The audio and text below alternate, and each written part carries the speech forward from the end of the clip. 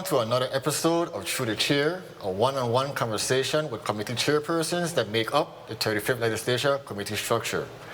Joining me today is Senator Kenneth L. Gittens, who is a chairman of Committee on Homeland Security, Public Safety and Justice, who's also the majority leader, who's also the liaison to the White House. Welcome, Senator Gittens. How are you doing? Blessed. And yourself? I'm good. Good to be here. So let's start off by asking who are some of the members of the Committee on Homeland Security, Justice and Public Safety?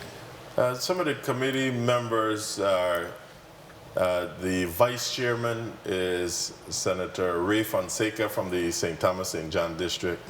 We also have, as committee members, the at-large senator, Senator Angel Bolquez Jr. We also have from the St. Thomas St. John District, Senator Dwayne M. DeGraff and Alma Francis Heiliger. And from the St. Croix District, we have Senators Franklin D. Johnson and Javon E. James, Sr. So let's talk about some of your committee responsibilities. Some of the committee's responsibility, we are basically charged with considering and overseeing operations and initiatives primarily related to local law enforcement agencies and emergency service response agencies, as well as vetting bills for these respective areas. Okay. So who will be some of the stakeholders that we could look forward to seeing in your upcoming 35th legislature, as far as your committee is concerned? Some of the stakeholders you could count on seeing is representatives from the Virgin Islands Police Department, the Virgin Islands Fire and Emergency Medical Services, the Virgin Islands Territorial Emergency Management Agency known as VITEMA, the Bureau of Corrections, the Department of Justice. You'll see people from the private business sector and even residents. All these are stakeholders of the committee. Right, makes up a lot of public safety and what it is that you have a background in public safety as well. So tell me a little bit more about that. Yeah, as you and the community might know, I've served over 20 years with the Virgin Islands Police Department. Then I went on to the U.S. Department of Homeland Security, where I was assigned to the Federal Emergency Management Agency as a fraud and criminal investigator. Also, I do possess an associate's in police science from John Jay College of Criminal Justice and a bachelor's and master's degree in criminal justice administration from Columbia Southern University.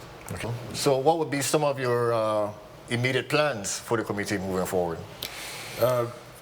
Some of the immediate plans, the committee definitely want to be the voice of the people. We want to get out there and do some site visits so that we can assess the working conditions of our first responders and other employees within the sector. Okay. So what will be some of your goals as the committee chair moving forward? Well, first and foremost, I want to do all that I can do, along with committee members, for residents to feel more secure here in the territory. So whatever we can do from a legislative standpoint to support these agencies, we want to be able to work collaboratively with them so that we can be able to address their needs. Okay, so moving on, in the intro I mentioned the liaison to the White House. What does that entail? What does that job do? Well, that entails communicating directly with the White House as appropriate. For example, last term I wrote to the President requesting that payments for Virgin Islanders with SBA disaster loans that they be deferred during the pandemic. And while I can't say for certain that my letter made such a difference, payments were in fact deferred. So our voices as Virgin Islanders was in fact heard. Great. Well, good job. Great job. Yes, Great job. So, Senator, I want to thank you for sitting down with us and having this conversation. Is there anything else you wanted to touch on before we we wrap this up? No, I just want to say thank you to the team, and I'm looking forward, my committee and I are looking forward to addressing the needs of our community. Senator, thank you once again, and to everyone else, thank you for joining us. This has been Shoot the Chair. Everyone, have a good one. Appreciate Thank you. it. Thank you.